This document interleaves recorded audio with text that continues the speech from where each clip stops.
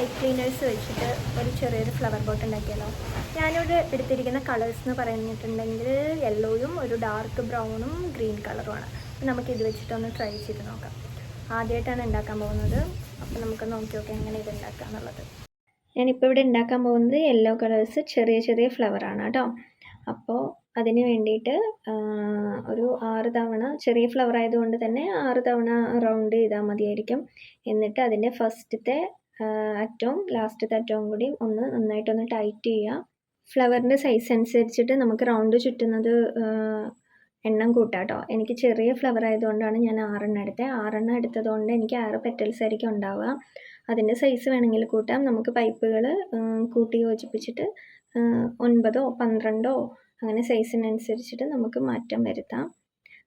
നമ്മൾ ഈ വീഡിയോയിൽ കാണുന്ന പോലെ 6 പെറ്റൽസ് അങ്ങോട്ടും ഇങ്ങോട്ടും ആക്കുക. അതിനുശേഷം അതൊന്ന് റൗണ്ട് ചെയ്ത് കൊടുക്കുക.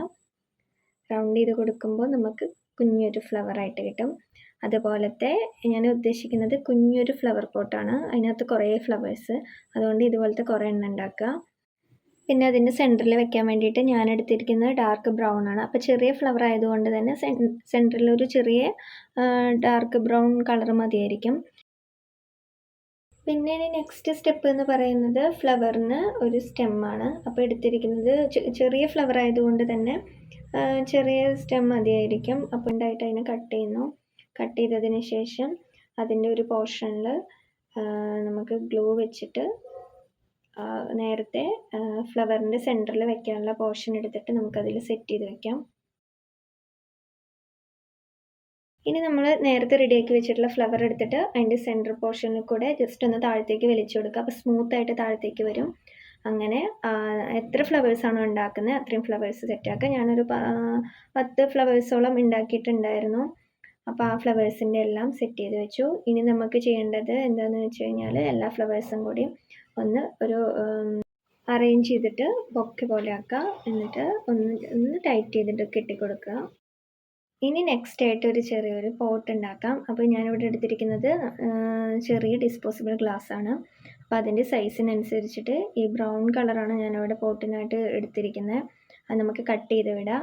കട്ട് ചെയ്തിട്ട് അത്രയും പീസ് കൊണ്ട് അത് ഫുള്ളും കംപ്ലീറ്റ് ആയിട്ട് ജസ്റ്റ് ഗ്ലൂ ഒന്നും തേക്കുന്നില്ല, ജസ്റ്റ് ഒന്ന് താഴെയും മുകളിലും ഒന്ന് ടൈറ്റ് ചെയ്ത് കൊടുത്താൽ മതി. അപ്പോൾ തന്നെ പൈപ്പ് ക്ലീനേഴ്സ് ആയതുകൊണ്ട് അവിടെ സെറ്റ് ചെയ്ത് നിന്നോളും. സെൻറ്റർ പോർഷനിലേക്ക് കുറച്ച് വെയിറ്റിന് വേണ്ടിയിട്ട് 2 കാർഡ്ബോർഡിൻ്റെ പീസ് എടുത്തിട്ട് കട്ട് ചെയ്തിട്ട് ജസ്റ്റ് ഒന്ന് ഇറക്കി കൊടുക്കാം. കുറച്ചുകൂടെ ഭംഗി കൂട്ടാൻ വേണ്ടിയിട്ട് ഒരു ഗ്രീൻ കളർ ഇട്ടിട്ട് ഒരു സെക്യുലൻ പോലെയൊക്കെ നമുക്കൊന്ന് റൗണ്ട് ചെയ്ത് ചുറ്റിയിട്ട് അതിൻ്റെ സെൻട്രൽ പോർഷനിൽ ഗ്ലൂ ഒക്കെ തേച്ച് നമുക്കതൊന്ന് സെറ്റ് ചെയ്തിട്ട് ഒട്ടിച്ചു കൊടുക്കാം. അതിനുശേഷം അതിലേക്ക് നമ്മൾ നേരത്തെ റെഡിയാക്കി വെച്ചിട്ടുള്ള ഫ്ലവേഴ്സ് ഇറക്കി കൊടുക്കാം.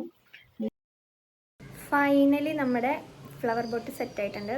അപ്പോൾ വീഡിയോ എല്ലാവർക്കും ഇഷ്ടപ്പെട്ടിട്ടുണ്ടെങ്കിൽ ലൈക്ക് ചെയ്യുക, ഷെയർ ചെയ്യുക, സബ്സ്ക്രൈബ് ചെയ്യുക, കമൻറ്റ് ചെയ്യുക. അപ്പോൾ ഇനി അടുത്തത് ഇതുപോലത്തെ അടുത്ത പരീക്ഷണങ്ങളുമായിട്ട് നമുക്ക് അടുത്ത വീഡിയോയിൽ കാണാം. Okay, Tata, bye bye.